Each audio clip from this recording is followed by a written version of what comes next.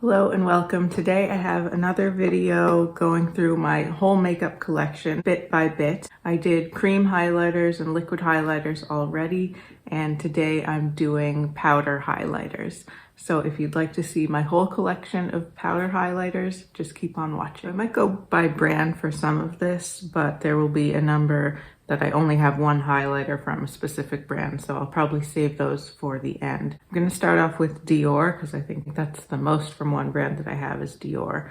So first up, I wanted to show you this palette. I have to be really careful with it because this shade here is broken. This was a limited edition. I think it's the Dior Backstage Glow Face Palette in 004 Rose Gold. So this came out holiday 2020, I think, but I don't use it very much, mainly because of that broken shade. It just concerns me. It fell right out of the pan one day, but the colors are beautiful. That's what those four shades look like. Looking at those, it makes me want to use it more, but I'm just so nervous about that broken shade. Now I have four single Dior highlighters as well. Let's start with the oldest one. This was, I think, the first Dior product I ever bought. This was their Dior Skin Nude Air Luminizer, and I got the shade 002, which was Pink Glow.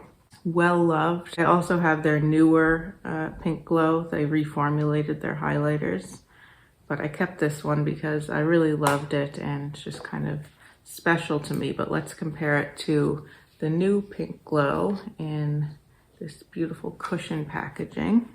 This one is the Dior Forever Couture Luminizer, but they're basically the same color, and I find the formula is pretty similar too, actually. I have another of the Forever Couture Luminizers. This is the shade Golden Glow. It's a really pretty peachy shade. I like this one especially for spring and summer. It kind of doubles as a blush topper and a highlighter. That's it right there.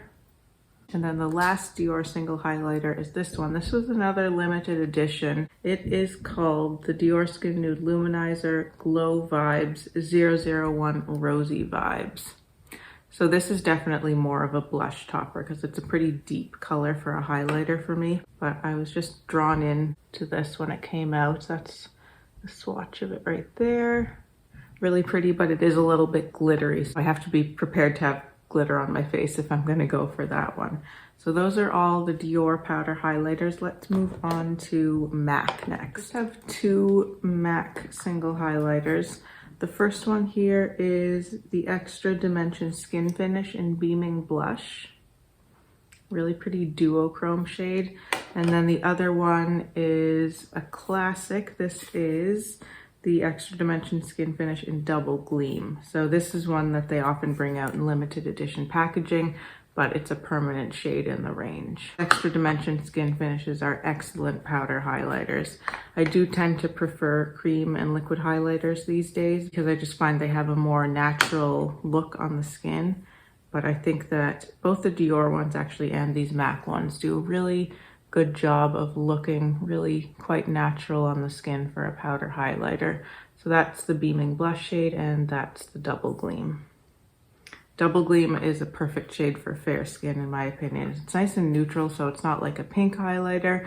It's not too yellowy beigey. It's just a really nice neutral champagne shade, but very, very light. Next up, let's look at Pat McGrath. I have three single Pat McGrath highlighters. First one here is the Divine Rose highlighter, a beautiful baked formula. The next one I have here is the Skin Fetish Divine Glow highlighter in Golden Nectar. This came out when her blushes originally launched. This one is a little bit more sparkly, but gives a really good impact if you're looking for that really strong blingy impact. And the last one here is the Skin Fetish Sublime Skin highlighter in the shade Lunar Nude. And that's what that looks like. That's another baked one. And I think this was from holiday 2021, if I'm not mistaken.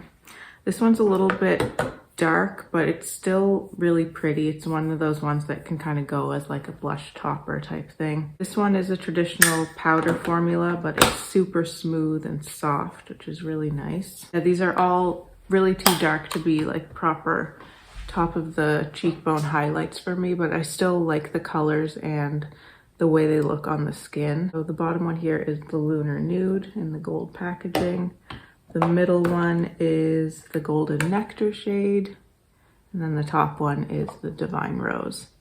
The Divine Rose one is really pretty. I love that pink with that little bit of a gold flip. I think that's pretty and really flattering on the skin. Next up is Fenty, and I have two Fenty powder highlighters. The first is the original Diamond Bomb highlighter. This came out several years ago, and the shade is How Many Carats. So this one is quite an interesting one because it's more like a balm almost, but I put it with my powder highlighters, and it's like a clear kind of balmy base with a lot of really blingy, shimmery particles in it. This gives an amazing pop, kind of real bling look to the top of the cheekbone. That's what that looks like. Very pretty, but it does have more of a glittery effect. And then the other one is one of their duos. This is the Lightning Dust and Fire Crystal duo. I bought this because back in her first few releases of lipstick, Lisa Eldridge used this on her models, and I just thought it looked so beautiful on them. She used it on their cheeks and their eyes, and I was able to get it on sale at one point, so I bought it. It's very pretty. Again, I don't use it very much, but still something that I like to keep around. So that's the duo right there. These duos are interesting because they have one shade that's more kind of soft and smooth and natural looking, and then the other shade has more shimmery particles and gives you more of that kind of blingy look. All the rest are just single brands, so I'm just gonna go through them. This one is the Buxom Wanderlust Glow Highlighter in the shade White Russian. This is quite an interesting highlighter. I don't have any other highlighters that are this shade really.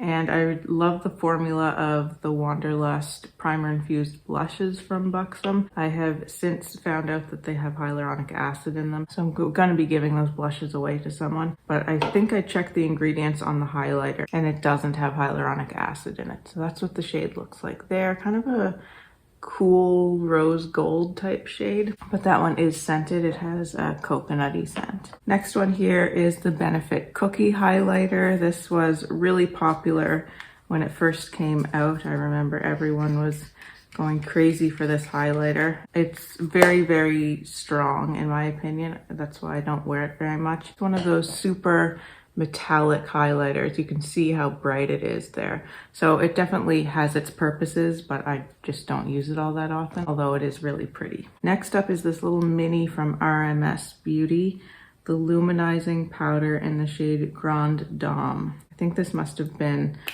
Sephora Points perk or something at some point. That's what the shade looks like. This one's actually kind of similar to that Benefit one in that it's really blingy and bright and kind of a thicker, kind of creamy feeling formula. That's it right there. Gives a really strong reflection as well. Next up, we have the Anastasia Beverly Hills Iced Out Highlighter. Now there was great anticipation for this because it was purported to be the same formula as the famous Amrezy highlighter from Anastasia Beverly Hills, which was a limited edition item. I didn't have that one, but I think that this one is different.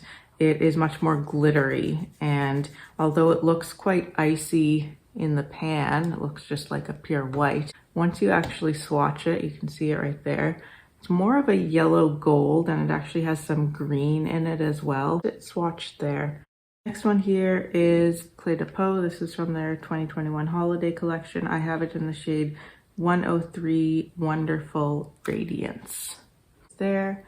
It's kind of one of those multicolored highlighters that obviously just becomes one color when you mix it all together. So this is quite an icy, cool toned highlighter, but what I like about it is that it looks really natural on the skin. So there it is there. A much softer type of finish and look than you normally get when it comes to powder highlighters, and really quite a beautiful product. Another one that's more of a soft finish for a powder highlighter is this one from Chantecaille. This is the Pearl Lumiere highlighter. So this has a more pinky shade. So it looks like on my finger. And it's a slightly warmer pink. And there it is swatched. So you can see it's a pretty similar finish to the Clé de Peau one. Next up is the Chanel Éclat du Désert Illuminating Powder. This is more of a traditional powder formula. It's not the best color for me. It's a little dark, so I don't really use it very much. But it's also very, very powdery. You can see the kick up in the pan just from swatching it. So I don't think this is really the best highlighter. It's a little bit dry, almost better as a blush because it's not super shiny like you would expect a highlighter to be. That's it right there. And just two left. Here is the Natasha Denona Super Glow. This is her duochrome highlighter in the shade 01 Fair. This is a beautiful highlighter. It's another one that's a little bit more that kind of creamy formula that gives a really strong, bright payoff, but it's really smooth at the same time and is actually a really nice shade for fair skin tone. So there it is there.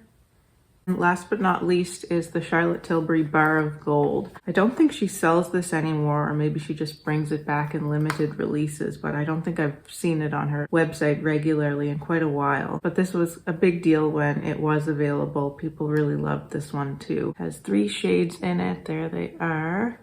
And let's swatch them. I like the yellowy gold here because it's a very pale pastel type of yellow. It's more of a cool toned yellow gold. And then you've got the rose gold in the center and then the deeper kind of bronzy gold at the end there. So those are those 3 shades. The deep bronzy gold really doesn't get much use from me. The other 2 get more use. So there are those 3 shades there. These are interesting because they're a baked formula. So they have that smooth quality that a lot of baked powders have, but they're also super metallic and bright. So it's an interesting combination of being really smooth and quite flattering on the skin while also having that metallic brightness to it. So those are all my powder highlighters. I do have more. They're in larger face palettes or in like blush and highlight or bronzer and highlight duos, so I'll save those for another video, but those were all my powder highlighter singles and a couple of highlighter palettes. I hope you enjoyed. Let me know if you have any questions or comments below. I always love to see those, and if you'd like to see more from me and you haven't subscribed to my channel already, I would love for you to do so. Thanks so much for watching. Take care, and I'll see you in my next video.